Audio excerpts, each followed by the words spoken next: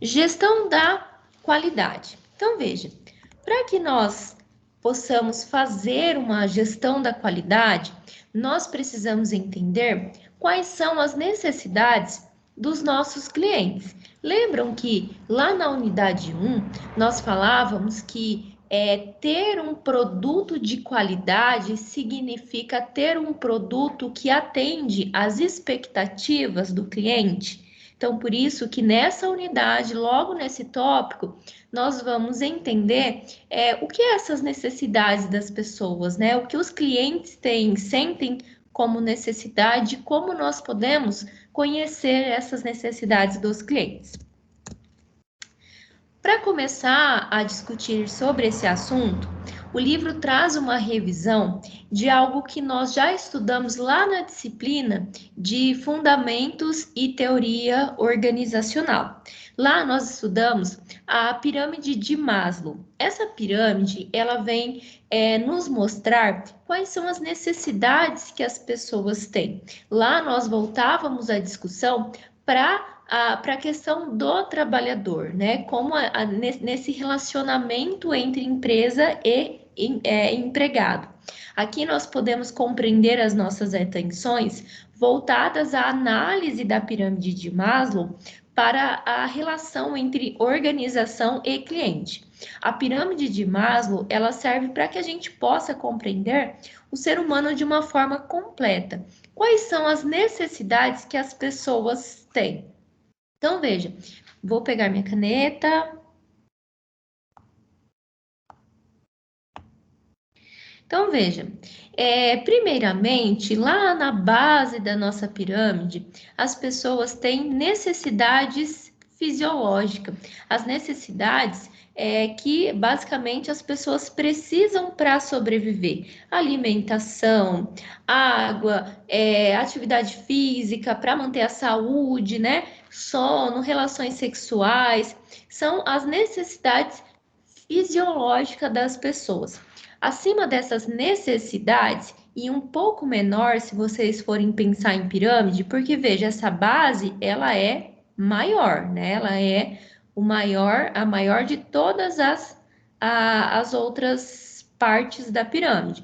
Então, aqui na base, nós temos as necessidades fisiológicas.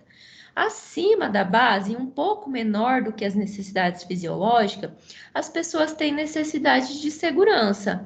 Então, elas têm a necessidade de se sentir protegida, de se sentir segura. Como, por exemplo, elas têm a necessidade de se defender, né, de se proteger, de ter um emprego, né, para garantir essa segurança, de ter uma moradia. Tudo isso compreende as necessidades de segurança. Acima dessas necessidades, nós temos as necessidades sociais. Quais são essas necessidades? Necessidade de relacionamento, de ter uma amizade, de ter um amor, de se sentir pertencente a um grupo. E acima dela, nós temos a necessidade de estima, de ter uma autoestima elevada, né, de ter status social. E acima das necessidades de estima, nós temos as necessidades de autorrealização, de crescer, de se desenvolver, de ter conquista. Então, essas são as necessidades que as pessoas sentem. Quando nós discutíamos a pirâmide de Maslow lá na outra disciplina, o livro dizia assim, que primeiramente as pessoas trabalhavam para sanar as suas necessidades fisiológicas. Depois que essas necessidades fisiológicas estavam sanadas, então elas já partiam para a busca de outra necessidade, que é a necessidade de segurança, né? De ter uma casa, por exemplo. Depois, depois que a fisiológica de segurança estavam sanadas, as pessoas buscavam sanar as suas necessidades sociais, de ter um amor, de ter relacionamento. E depois, quando essas necessidades estavam sanadas, aí sim as pessoas buscavam a necessidade de estima. E só depois, né, que todas essas estavam sanadas, as pessoas buscavam as necessidades de autorrealização. Então, as pessoas, elas não trabalham motivadas apenas pelo dinheiro, pelo salário. Elas trabalham para se autorrealizar, elas trabalham para ter proteção, elas trabalham para se alimentar. Então, quando nós estudávamos a disciplina de Fundamentos e Teoria Organizacional, nós visualizávamos as pirâmides nesse sentido. E agora a gente pode compreender essa pirâmide a partir dos clientes. Os clientes têm necessidade fisiológica, têm necessidade de segurança, necessidade social, necessidade de estima e necessidade de autorrealização. Quando a empresa consegue compreender isso, ela pode criar estratégia para que ela possa sanar essas necessidades dos seus clientes. Particularmente, não é o que o livro fala, mas eu tenho uma crítica a tudo que a gente tenta enquadrar em pecinhas, né? Como se fosse uma pirâmide, como se as necessidades sociais fossem maior do que as necessidades de autorrealização. Porque cada pessoa é uma pessoa diferente, é uma pessoa única e pode sentir as necessidades de diferentes intensidades.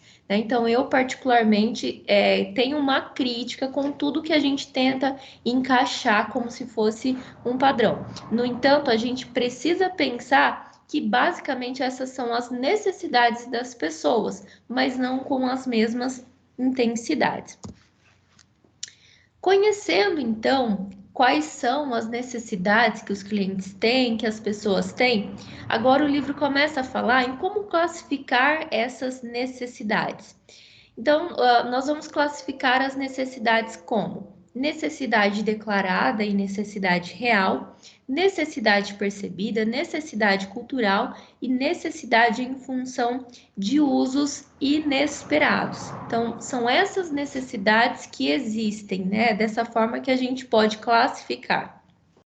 As necessidades declarada e necessidade real é aquilo que o cliente expõe para você, mostra, diz, quero um carro hatch, né? Então, ele está declarando, ele está te mostrando claramente isso. As necessidades percebidas. Às vezes, o fornecedor tem acha que o cliente tem uma necessidade, mas o cliente às vezes pode ter uma outra necessidade. Nem sempre a necessidade que o fornecedor percebe, a empresa percebe, é a necessidade que o cliente tem. Então, o fornecedor, a empresa, precisa entender de fato o que o cliente quer e não exatamente o que a empresa acha que ele quer. Necessidades culturais. As necessidades culturais vêm do respeito, respeito aos hábitos das pessoas, respeito ao padrão, às crenças das pessoas, respeito mútuo, né? Então, uma empresa, ela precisa respeitar as características dos seus clientes, a cultura, os hábitos e as crenças dos seus clientes. Necessidades em função de usos inesperados. Às vezes, o nosso cliente ele tem uma necessidade de fazer uso do nosso produto de uma maneira que nós não esperamos. Vamos pensar, por exemplo, no carro. O carro ele é produzido com peças padrões, normais, né, de uma forma bem geral para todos. Claro, né, que tem as suas modificações. No entanto, se um cliente diz que ele vai querer utilizar o carro em uma região litorânea, então a gente pode pensar que a gente pode adaptar as peças do carro para que ele não se enferruja com a brisa ali, né, do mar. Então, veja, às vezes o nosso cliente quer usar o nosso produto de uma certa maneira que a gente não espera e que a gente não sabe. Mas se nós sabermos disso, nós podemos adaptar os nossos produtos para que esses usos eles sejam adequados às necessidades dos clientes. Métodos para identificar as necessidades do cliente. Se coloque no lugar do cliente, se passe pelo cliente, use o produto que você está oferecendo para o cliente. Dessa maneira, você mesmo vai conseguir entender quais são as adaptações necessárias daquele produto. Então, se passa pelo cliente, seja o cliente. Estude como seu cliente se comporte. se comporta. Entenda quem é o seu cliente. O seu cliente é um público mais jovem, o seu cliente é um público de meia idade, de terceira idade, como eles se comportam, né? O que eles esperam. Então, estudem ele. Comunique-se com o seu cliente. Então, é sempre interessante tentar manter um diálogo com o seu cliente, para saber de fato o que ele quer, o que ele espera. Nada melhor do que ele mesmo para dizer a vocês o que ele quer, o que ele espera. Exemplo disso. Fazer ronda, né? Então, ir até o seu cliente, mandar uma mensagem para o seu cliente, fazer um pós-venda, saber se ele gostou do que ele comprou, se tem alguma necessidade. Reavaliar combinando um grupo de clientes para interagir. Também seria uma estratégia para se comunicar com o seu cliente. Vamos marcar um café da tarde, um café da manhã. Promova reuniões onde o seu cliente possa avaliar a sua empresa, avaliar o seu produto. Nós estamos falando de assuntos e normalmente nós tendemos a direcionar para o cliente externo, que é aquele que está fora da empresa.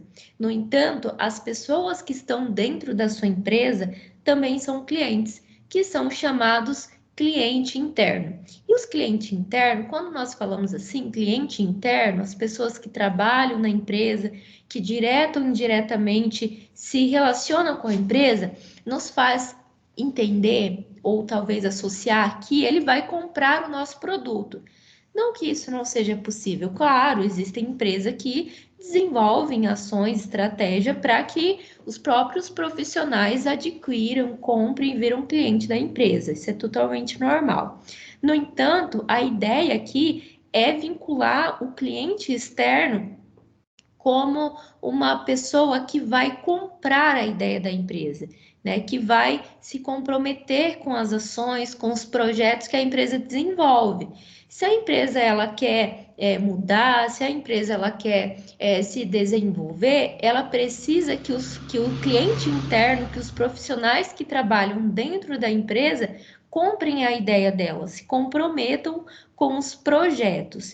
E claro, é muito importante que a empresa sempre capacite o cliente interno para que ele possa se comprometer, né? E de fato desenvolver o que a empresa espera.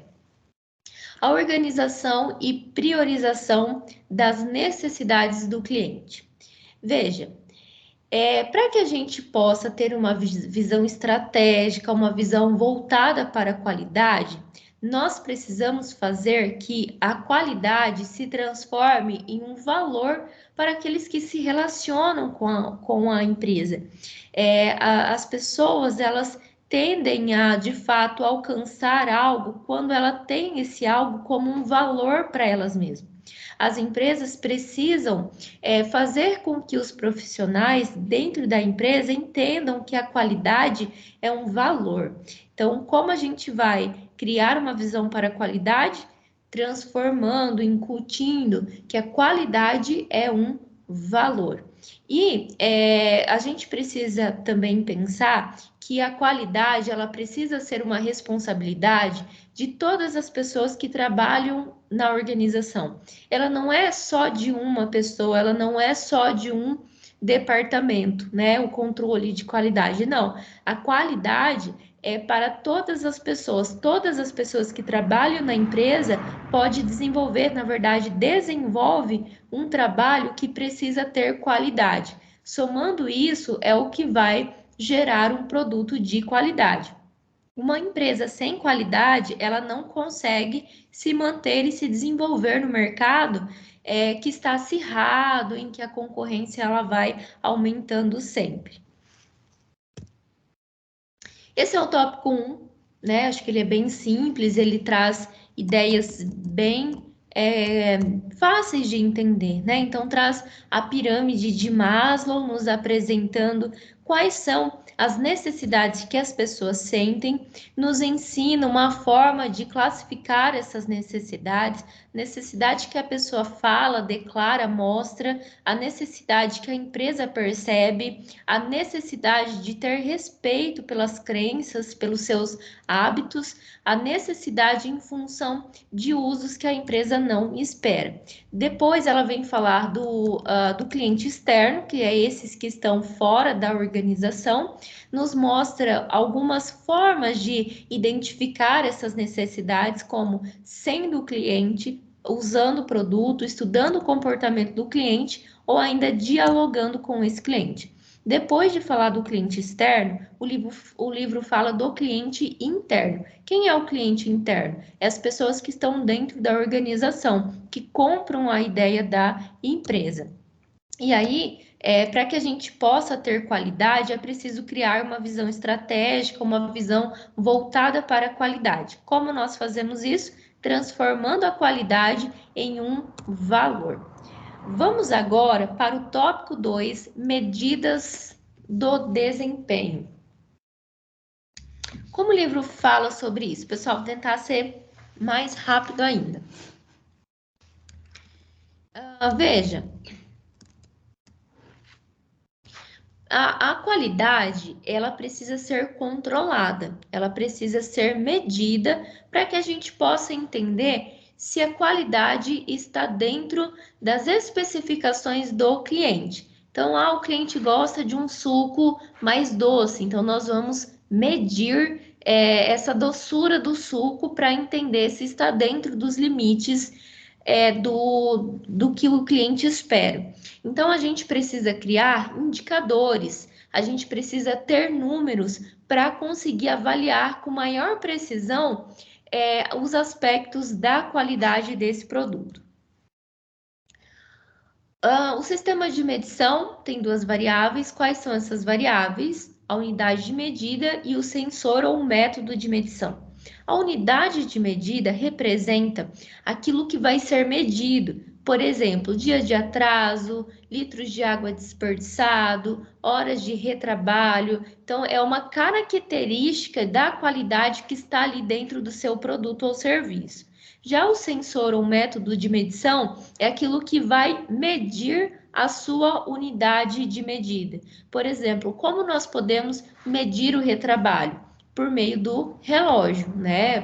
Como a gente pode medir, por exemplo, o peso, se ele for uma unidade de medida na balança, né? Então, o sensor ou método de medição é um instrumento que vai te permitir fazer a medição dessas características da qualidade. Como nós vamos calcular a não conformidade, né? Aquilo que não está se enquadrando dentro do esperado. Nós vamos pegar o número da frequência de deficiências e vamos dividir pela oportunidade de deficiência. Mas o que significa isso?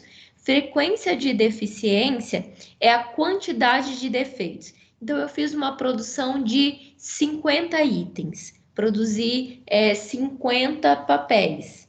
E aí, 5 deram defeitos. Quantidade de defeitos, frequência de deficiências, 5. Oportunidade de deficiência é a quantidade total de itens produzidos. Então, eu produzi 50 papel A4, 5 deram defeitos. A oportunidade de deficiência é o total de itens produzidos, então é 50. Então, dessa forma, fazendo esse cálculo, eu vou conseguir medir, né, essas não conformidades nas unidades de medida. Uma média, na verdade. Pessoal, o livro fala também que nós estamos a todo momento falando que a qualidade ela precisa ser controlada, que a qualidade ela precisa ser medida. No entanto, existem vários outros itens que não estão exatamente ligados à característica de qualidade que precisam ser monitorados. Para isso, a empresa pode utilizar um sistema de informação gerencial, pode utilizar um software que permite monitorar com maior eficácia alguns elementos necessários. Sem um sistema, a empresa vai estar atirando no escuro. O livro até fala de voo cego, né? A empresa vai estar sem ver, né? Sem ter a realidade em si. Um sistema, um banco de dados, vai mostrar para nós dados reais que nós podemos utilizar para criar estratégia, para criar ações para melhoria. Então, é muito importante ter um sistema de informação gerencial, ter softwares para que a gente possa, então, sempre melhorar. O indicador de desempenho. Cada empresa, ela pode ter o seu próprio modo de formatar o seu modelo, seus indicadores, né? No entanto, e eu vou mostrar para vocês como é esses indicadores que nós também já conversamos um pouco lá na unidade 1. Mas cada empresa tem o seu próprio indicador, porque cada empresa tem o seu próprio cliente. Tem algumas empresas que, para elas, o importante é o pH do produto, para o cliente, né? O pH do produto. Para outras, ela não está se importando com isso, mas está se importando com o peso, com o comprimento do produto. Então, o indicador vai ser diferente. Cada empresa precisa entender o que é importante para o seu cliente e, a partir disso, então, ter números, ter indicadores que te permitem, então, conhecer exatamente como está a sua empresa. Então, o ideal é que cada empresa tenha o seu próprio modelo que te permita compreender de fato o seu cliente, compreender de fato a sua realidade. E aí, existem algumas características que os indicadores precisam ter quando nós vamos fazer uma apresentação. O livro traz esse exemplo aqui. Aqui está sendo apresentado, então, alguns indicadores da empresa. Então, indicadores são números que permitem entender como está a empresa. Como nós podemos, então, apresentar? Primeiramente, devemos ter um título. Depois, aqui embaixo, é uma fórmula que explica, então, como foi calculado esses índices de defeito. Logo abaixo, né, nós vamos ter essa tabela, esse quadro, que vai mostrar os dados numéricos, provavelmente vem da aplicação dessa fórmula. Depois, na C, aqui na C, nós vamos ter um gráfico que mostra para nós mês a mês esse índice de defeitos. Então, veja, de janeiro para fevereiro subiu, de fevereiro para março caiu um pouco, né? De março para abril caiu mais, então a gente teve menos defeito. De abril para maio a gente teve mais defeitos, subiu. Então, veja, isso aqui mostra então para nós em gráfico aquilo que está na tabela. Logo após, nós temos aqui do lado uma média calculada do período e média geral do ano anterior, né? Então, qual é a média mensal e qual é a média anual desses índices de defeito? E, por fim, nós temos ali uma flecha indicando, então, o gráfico, né? A linha ali no gráfico. Para que lado ele é melhor ou ele é pior? Quanto menor, melhor para a empresa. Quanto menor, menor é o índice de defeitos que a empresa obteve. Então, dessa forma, nós vamos poder, então, apresentar um gráfico. Então, veja, é um exemplo, né, de como fazer isso, mas vocês podem montar uma própria apresentação conforme as exigências da empresa e do cliente também. Mas, basicamente, ter um título, abaixo desse título, uma fórmula que explica, abaixo uma tabela, abaixo um gráfico que mostra, né, que apresenta de forma mais ideal como isso aconteceu mês a mês, para ficar mais fácil a visualização. ter ali uma outra tabela que mostra uma média mensal, anual, dependendo também do que vocês estão trabalhando, e alguma flecha, alguma figura que mostre, que aponte a quem está olhando para que lado está melhor essa linha aqui que apresenta esses índices. O importante é que isso fique visível, né? Então, a pessoa que olhe, entenda. Vai depender muito também do público que você trabalha, né? Porque cada público a gente tem uma linguagem diferente. Então, a pessoa precisa olhar e entender do que se trata, né? O que está bom, para que lado está melhor, para que lado está ruim. Quando nós fazemos isso, né, trazemos indicadores de uma forma que fique de uma fácil visualização, nós estamos fazendo o que se chama de gestão à vista. O livro traz uma definição dessa gestão à vista. O que é gestão à vista? Gestão à vista é quando nós conseguimos formatar, né, aquilo que nós estamos apresentando, um gráfico, uma tabela, de uma maneira que as pessoas consigam com facilidade entender aquele gráfico, né? Entender os dados que está sendo mostrado naquele gráfico. Então, eu vou colocar o olho ali e já vou entender, né? E aí o livro traz para vocês, eu coloquei apenas uma imagem, mas o livro traz outras imagens de exemplo de gestão à vista. Nesse painel aqui, contém informações importantes para essa empresa. Então, a pessoa que vem aqui, olha, ela vai conseguir visualizar bem, né, os números, né, e conseguir interpretar esses números. Aqui, por exemplo, nós poderíamos ter uma sala de reuniões, onde as pessoas podem se reunir e visualizar, então, os dados, os números que a empresa apresenta. É como se fosse aqueles filmes de suicídio, né? Nós temos aquela série famosa 828, se eu não me engano, que tem uma pessoa ali que vai colocando as fotinhas e vai ligando, né, pessoas com pessoas, possíveis pessoas que podem ser o motivo ali daquilo ter acontecido. É basicamente isso, mas a gente volta isso para a empresa, né? Os números e os dados sendo apresentados em um painel onde as pessoas possam olhar e já interpretar e entender a realidade, buscando estratégias e soluções para resolver um problema ou ainda para explorar uma oportunidade. Essa forma de painel, né, de fazer um painel ali e colocar informações, é uma maneira bem caseira, né, é uma maneira bem tradicional. Hoje a gente pode contar com painéis eletrônicos, hoje a gente pode contar com informações online, né, onde as pessoas não precisam exatamente ter um painel ali manual, né, para se colocar ali os dados, mas a gente pode trabalhar com painéis online, né, com materiais online.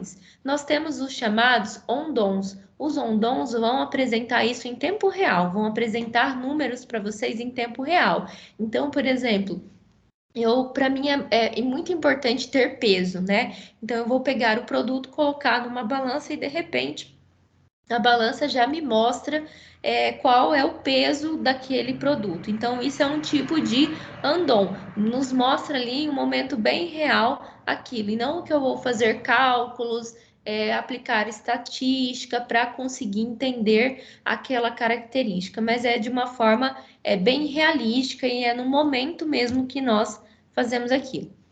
Pessoal, unidade 2 também bem simples. Veja, então aqui nós falamos dos indicadores, né? Que vai servir para que a gente possa ter dados reais daquele produto para entender se aquele produto ele está adequado para a exigência do nosso cliente. Então, veja, o importante para o meu cliente é o cumprimento. Então, eu posso utilizar, né, a medição, né, com uma fita, por exemplo, desse produto para entender se ele está adequado. Então, veja, unidade de medida, peso. O sensor ou método de medição é o é a fita de medida. Então, nós falamos sobre isso, que é a unidade de medida e o que é o sensor de medida, como calcular essas não conformidades, as coisas que não se enquadram, né, dentro das exigências do cliente. Então, nós vamos pegar a quantidade de defeitos e dividir pelo total de itens produzidos. Nós falamos também da importância de ter um bom sistema de informação que nos mostre dados reais. Nós falamos também sobre indicadores, né? Como montar indicadores, o que é ideal para o indicador, para fazer uma apresentação de indicadores, que é muito importante fazer uma gestão com indicadores que fica à vista, então é chamado de gestão à vista, onde as pessoas vão colocar o olho ali e vão conseguir compreender os resultados. Existem modelos mais tradicionais, como esse que nós estamos vendo, onde a gestão à vista pode ser feita por meio de painéis, incluindo ali indicadores, ou nós podemos fazer de uma maneira online, com informações em tempo real. Tópico 3, definição das características do produto. Então, veja, um produto, ele vai sempre perpassar por um processo. Então, aquele produto, ele vai, a matéria-prima do produto, ele vai chegar na empresa, essa matéria-prima vai ser processada e no final vai se gerar um produto final, vai se gerar um resultado. Nós vamos falar exatamente desse momento aqui, ó, do processo, que é o momento em que as matérias-primas elas são transformadas em produto final. Bem, então o livro ele vem introduzir que empresas simples, que trabalham com produtos simples, não precisam de uma estrutura complexa para fazer, né, a gestão ali, né, do produto, né? Às vezes ela pode fazer um painel tradicional, ela pode fazer de uma forma bem manual. Mas quanto mais a empresa vai crescendo e vai ficando mais difícil as situações, então quanto mais ela vai crescendo, mais clientes ela vai tendo, quanto mais profissionais ela vai tendo, a estrutura da empresa ela precisa ser administrada de uma maneira mais sistemática. Então, nós vamos dizer que nós precisamos estruturar a empresa, nós precisamos profissionalizar a empresa. E o que significa profissionalização? Profissionalização significa adotar métodos, adotar documentos que te permitem, então, fazer uma gestão mais sistematizada dos processos. E nesse sentido de profissionalização, a questão do planejamento ganha bastante evidência. Quanto mais nós planejarmos, menor vai ser o tempo de execução. Por quê? Se nós pensarmos anteriormente como vai ser a execução, o que precisa para a execução, quais são os problemas que podem acontecer no período de execução, nós podemos nos antecipar. Então, olha, para executar eu vou precisar de tais, tais e tais matéria-prima.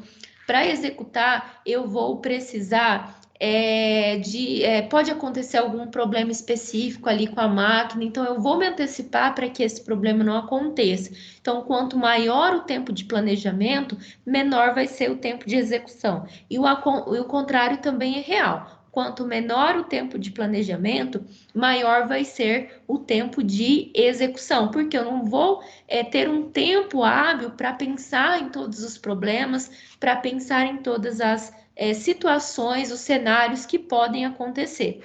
O Japão adota a estratégia de planejar mais, né? De planejar por maior tempo. Então, por isso que a execução é menor. Já nos Estados Unidos, o hábito de ter um planejamento com maior duração não acontece. Então, por isso que a execução vai ser maior. Então, pode acontecer um problema que no planejamento não estava constando, e aí eu posso ter que parar minha produção para buscar um óleo ali para arrumar a máquina, né? Então, o período de execução ele normalmente é maior.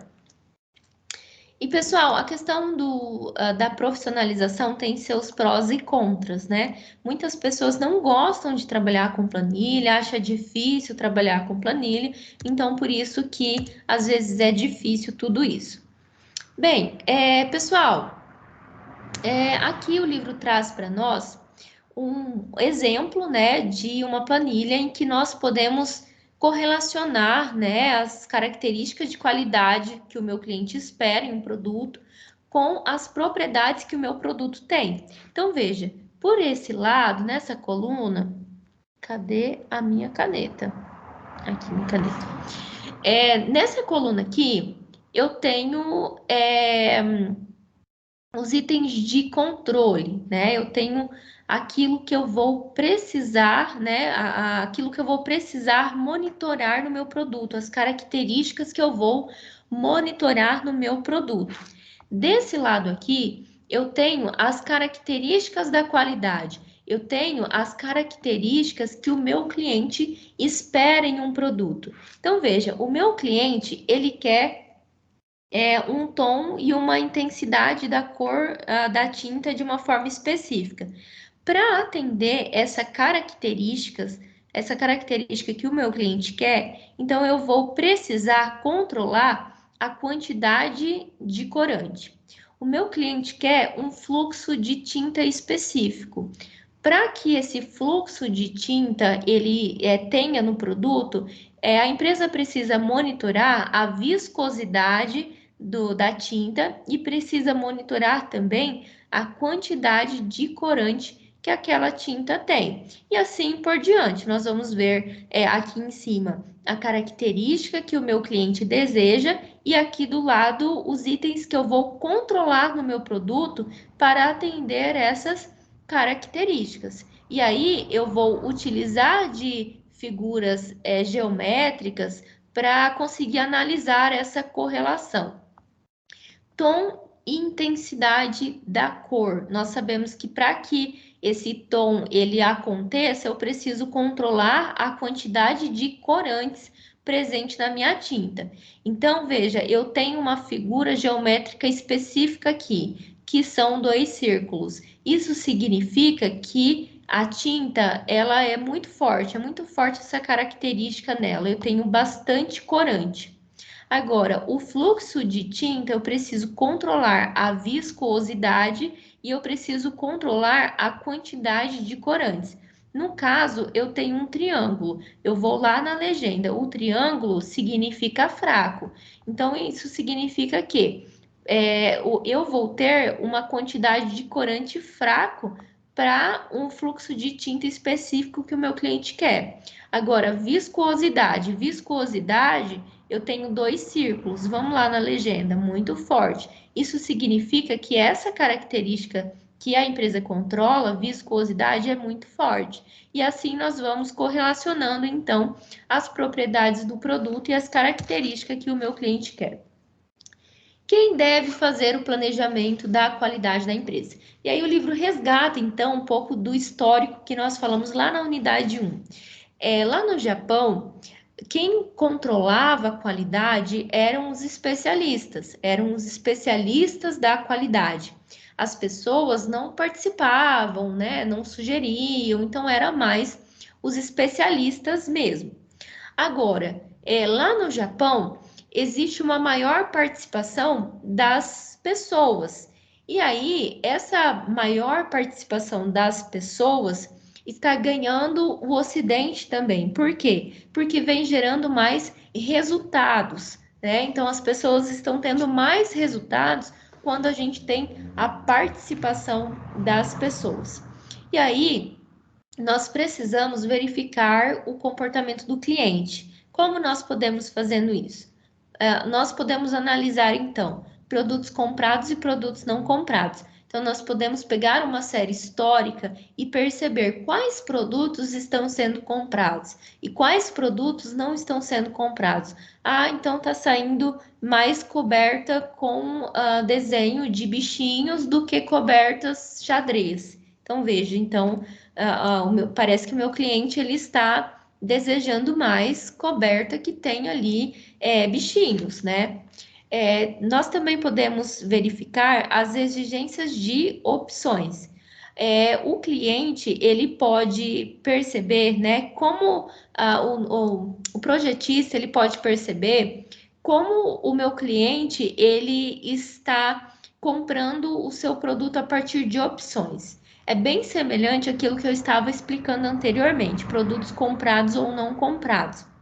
Mas aqui nos produtos comprados ou não comprados, isso não significa só características, mas o próprio produto em si. Olha, o meu cliente ele não está se interessando mais por celular Samsung, né? Ele está se interessando por outro produto, né? Ele não quer mais celular, ele quer outra coisa. Né? Então, não parte só de características, mas do produto em si mesmo. Exigências por opções já tem uma relação maior com características em si. Exigências especiais, os nossos clientes, eles gostam de coisas que fogem do padrão, né? Então, o meu cliente, ele não está na moda hoje vestir roupas xadrez, né? Roupas de bolinha. Mas de repente surge algo totalmente diferente, fora do padrão, e aí o meu cliente gosta. Então, existe também essas exigências especiais que o cliente ele pode se comportar assim. É fora do padrão, então isso pode chamar a atenção dos clientes. Produtos bem-sucedidos e mal-sucedidos. Então, ele pode analisar quais produtos têm fracasso e qual produtos têm sucesso. Então, a partir disso, a partir dessas análises, que são diferentes, mas que se interrelacionam, nós podemos analisar o comportamento dos clientes. Além disso, nós podemos utilizar algumas técnicas e alguns mecanismos que nos permite avaliar melhor, com um pouquinho mais de assertividade, o que o nosso cliente quer. Uma coisa é eu analisar como ele se comporta. Outra coisa é perguntar para ele o que você quer, né? O que você entende, né? O que você está expressando para daqui 10 anos, né? Então é diferente. Um dos métodos, uma das técnicas que nós podemos aplicar é a pesquisa de opinião. Por meio da pesquisa de opinião, nós vamos escutar o nosso cliente, nós vamos dar ao cliente uma oportunidade. No entanto, vou tomar uma água.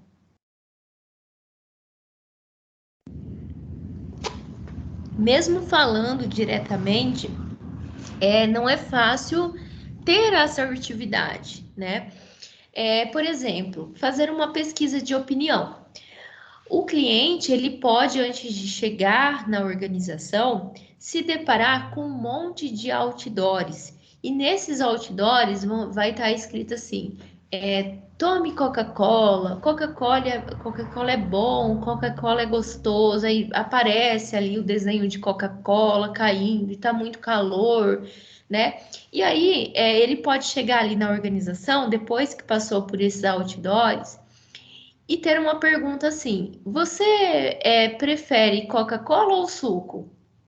Como anteriormente ele foi bombardeado pelo marketing da Coca-Cola, é possível que ele fale que gosta da Coca-Cola, mas que se você for pegar o hábito dele em si, ele não, ele tem mais o costume de tomar suco. Então, até mesmo com as pesquisas de opinião, até mesmo com essas observações, é muito difícil acertar no que de fato o cliente quer. Muito difícil ter essa assertividade. Porém, existem técnicas, né? Existem métodos de fazer essas correlações para entender, né, o que o cliente quer, o que a empresa tem para oferecer, o que o mercado tem para oferecer.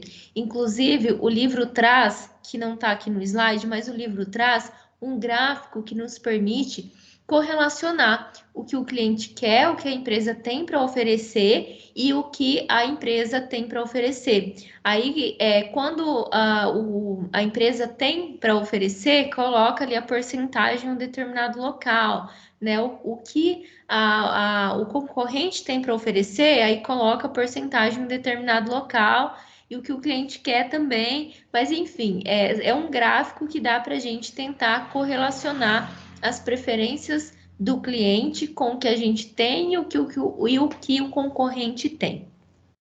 Análise de valor. Então, veja, a todo momento nós estamos falando, né, que nós precisamos atender as necessidades do cliente para se manter, né, para se desenvolver. Sim, isso é real. No entanto, existe um outro aspecto que nós precisamos levar em consideração, que é justamente o custo que nós vamos ter para aderir no nosso produto algumas características que o nosso cliente quer, se vale a pena ou não. Então, a análise de valor serve para a gente verificar os custos que estão vinculados à necessidade do cliente.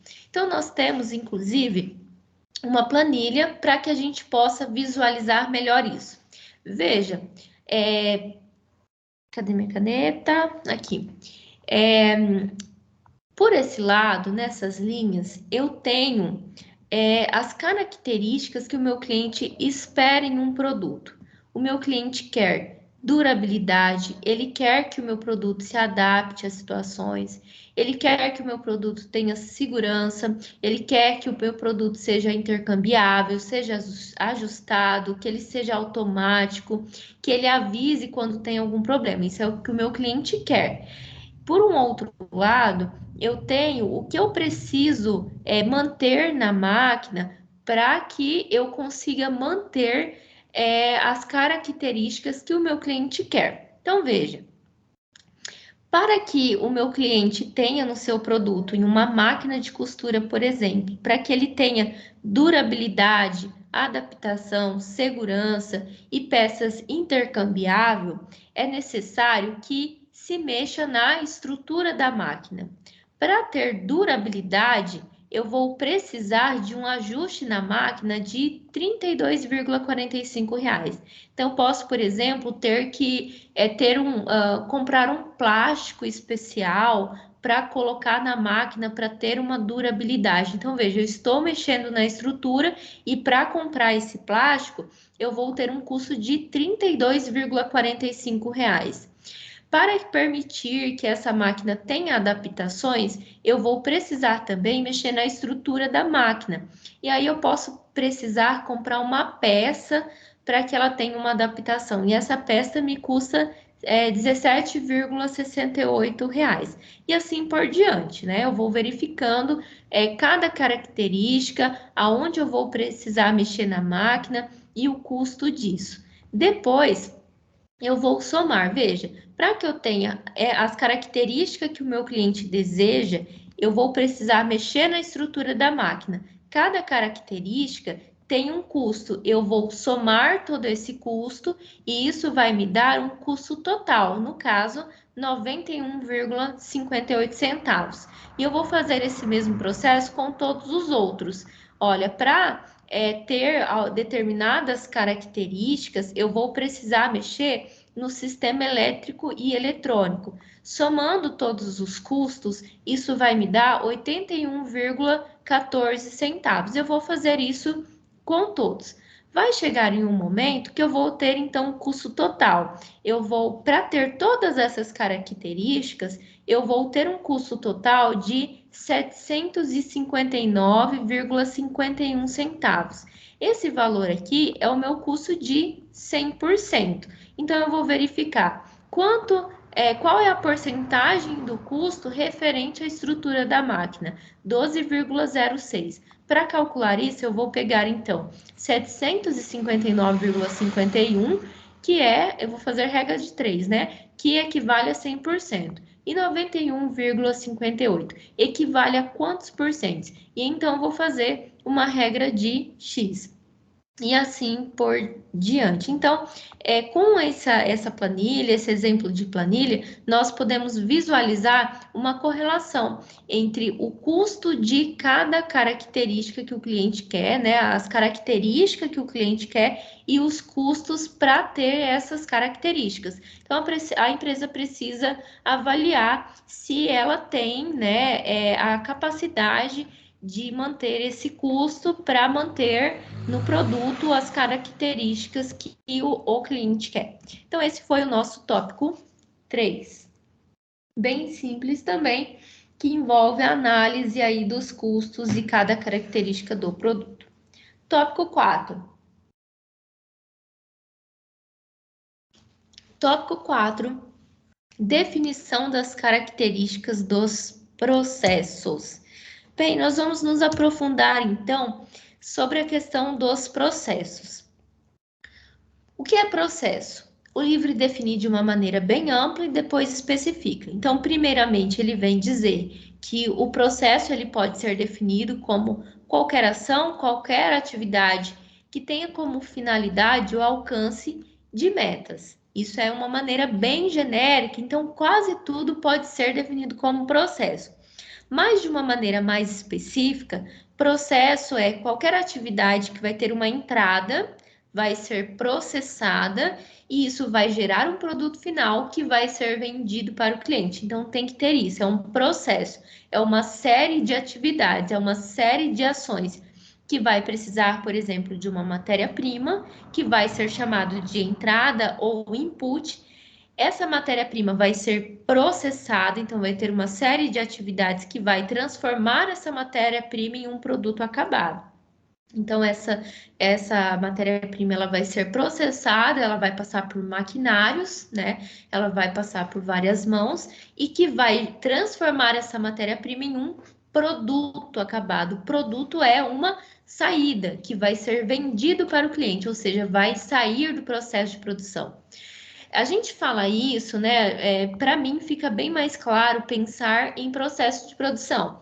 Eu não sei se isso vem da minha experiência já com indústria. Matéria-prima, processa e transforma em produto acabado e que vai chegar na mão dos clientes.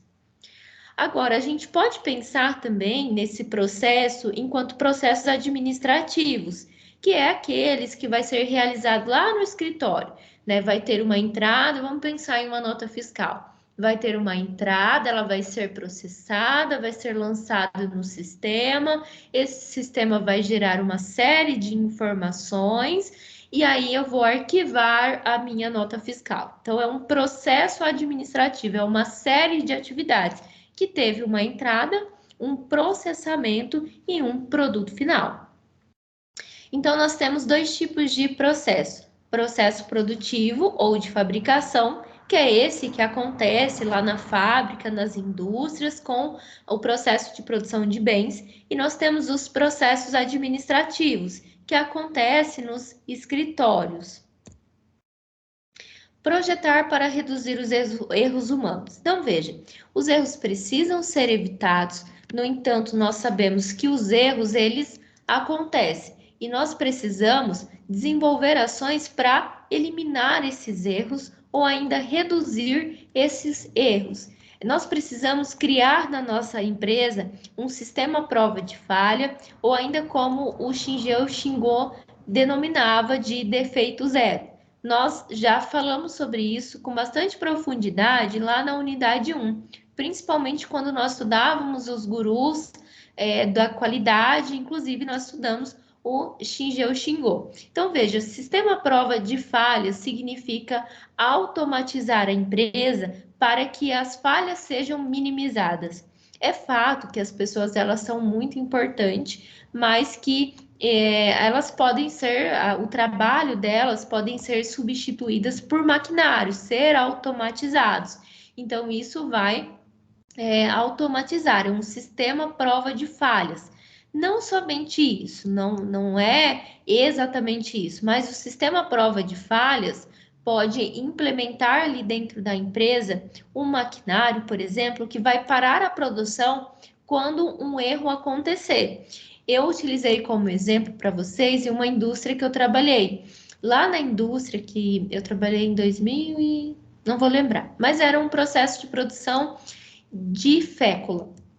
Quando a mandioca chegava, para começar o processo, existia uma pessoa lá no início que separava a mandioca, né? E separava se houvesse e tirava ali da mandioca algum tipo de alumínio, ferro, né? Porque se ele entrasse para o processo de produção, isso ia ter que parar toda uma produção, gerava defeitos. O Quem fazia isso era uma pessoa. Chegava lá a mandioca, começava a entrar no processo de produção e uma pessoa ficava lá observando a mandioca passando pela esteira e tirando ferros, né, coisas que poderiam depois parar lá no maquinário. E aí, infelizmente, né, as pessoas erram, né, e às vezes passavam um ferro e tinha que parar todo o maquinário para tirar o ferro, porque a mandioca entrava e depois ela era toda processada para virar fécula. Depois de um tempo, isso foi automatizado.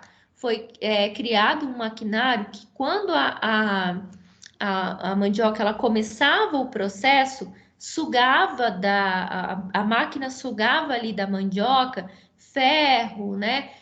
Sugava da mandioca coisas que poderiam travar outros maquinários ali dentro do processo. Então, esse foi um sistema prova de falhas.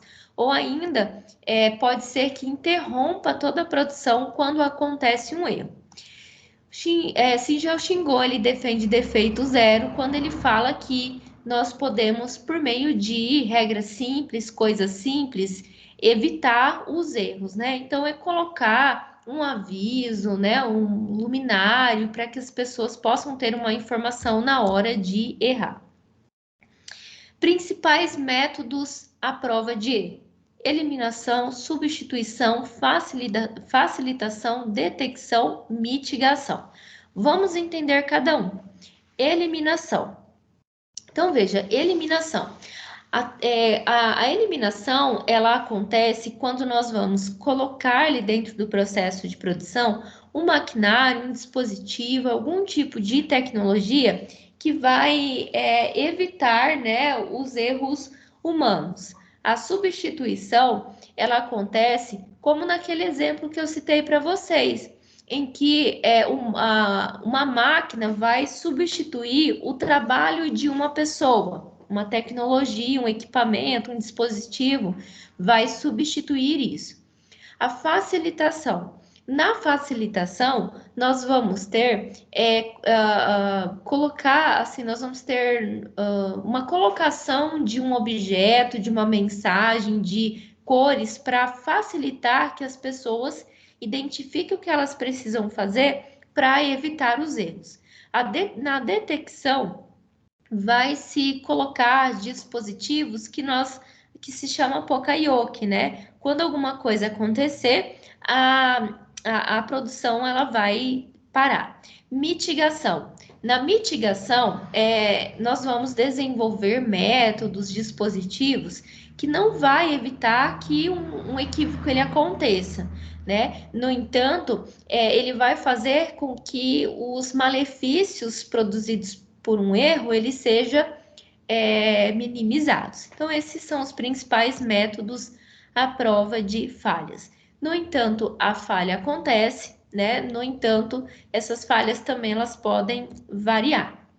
E nós precisamos, então, estudar, né, quais são os erros que estão acontecendo, os principais erros, e tentar eliminar isso ou reduzir isso. O livro traz como exemplo essa matriz. Nessa matriz, eu tenho os operadores sendo representados por letras A, B, C, D, E e F. Por um outro lado, eu tenho uma coluna de tipos de erro. Eu tenho o erro 2, que são erros com dados do beneficiário. Eu tenho o erro 3, que são dados do imóvel. Eu tenho ali o erro 4, condições de pagamento, e eu tenho outros erros. Eu tenho vários erros. Mas veja, todos os trabalhadores, eles erraram em algum momento. O trabalhador A, ele errou com o erro 2, dados do beneficiário. Então, de repente, um cadastro que eles precisam fazer, ele errou. E ele errou uma vez durante um período de tempo os dados do beneficiário. Já ele também errou 2 vezes a cláusula rescisória. Já o trabalhador B, ele errou 16 vezes, é um número bem expressivo.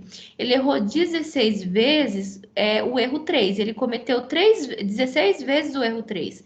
Erro 3 são os dados do imóvel, e assim a empresa ela vai colhendo. Veja, é muito importante fazer um tipo de matriz nesse sentido para a gente avaliar de uma forma geral. Se a gente for pegar bem, o trabalhador B e o trabalhador E foi os que mais erraram, tiveram erros muito expressivos. Já os demais tiveram menos, mas isso já nos faz indicar o que aconteceu. Ó, veja, o trabalhador B, ele errou 16 vezes no erro 3, que é o dado do imóvel. Então, a gente pode dizer, será que ele precisa de capacitação para isso? O que aconteceu, né? E aí, a gente, com base nos números, a gente pode começar a refletir em como melhorar, reduzir ou eliminar esses erros. Nós precisamos otimizar o processo, né? Otimizar o projeto do processo. E como nós vamos fazer isso? Nós vamos otimizar a relação com os fornecedores e otimizar a relação internamente. Otimizar a relação com os fornecedores, melhorar o nosso relacionamento com esses fornecedores. Como nós podemos fazer isso? Nós temos aí uma série de exemplos. Nós podemos colocar na nossa empresa, seguir na nossa empresa o Just in Time. O Just in Time significa tempo justo. Quando nós trabalhamos com a política de just in time, eu não vou ter poucas frequência de entrega na empresa. Então, por exemplo, né, nós estamos falando de fornecedor. O fornecedor vai abastecer o meu estoque. Ele não vai lá 2 vezes por ano e me entregar mercadoria para o ano inteiro. No Just in Time, tempo justo, eu vou ter mais entregas, né, por um período menor, porque nós precisamos ter uma boa gestão com o nosso estoque e, consequentemente, para isso a gente precisa manter uma boa relação com os fornecedores. Um desses é fazendo, né, seguindo a política Just in Time. Uma outra forma também é o Comakership. Como isso significa? Desenvolver coisas junto com seus fornecedores. Então, nós vamos desenvolver em conjunto com ele processos, projetos, onde o próprio fornecedor ele pode participar mais ativamente da organização em si. Então, eles vão desenvolver juntos pesquisas, né, projetos, enfim. O Ship to Line vai ser o próprio fornecedor abastecendo ali a sua linha de produção. Então, veja, são formas de estreitar, né, o nosso relacionamento, de preservar o relacionamento com os fornecedores.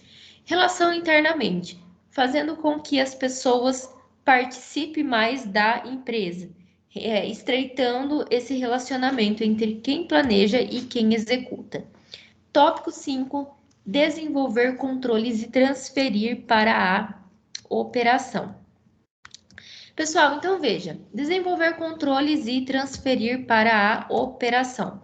O que significa isso? Então, o livro vem contextualizar, mas para que eu possa dar conta de todo o conteúdo, eu vou resumir tudo isso. Veja, transferir o controle para o processo é transferir a responsabilidade de fazer o monitoramento, de fazer o controle para as pessoas que trabalham diretamente na fábrica.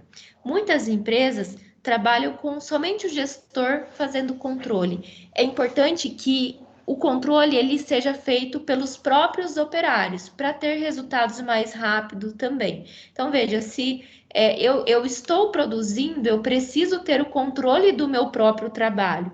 O controle do meu próprio trabalho não precisa ser somente feito pelo meu gerente. Os profissionais eles precisam ter essa responsabilidade de fazer o controle para o próprio trabalho.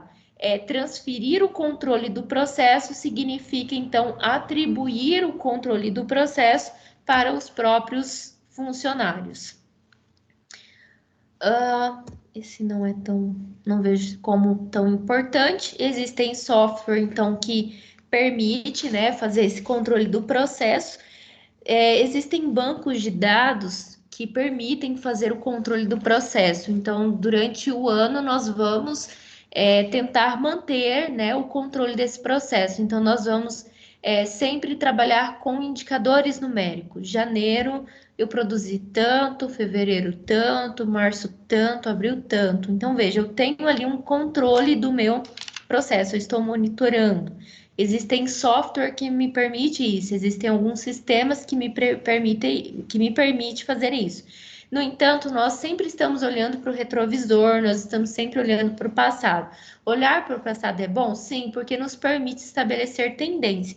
Mas se nós tivermos a possibilidade de obter informações reais, fica melhor ainda. Porque se eu tenho informação real no tempo hábil eu consigo ainda agir e corrigir de uma forma mais rápida. Agora, se eu espero um mês para ter os dados, para saber onde os meus funcionários errou, o próprio funcionário ainda espera um mês para saber o resultado do seu trabalho, é mais moroso para ele conseguir corrigir então o seu trabalho.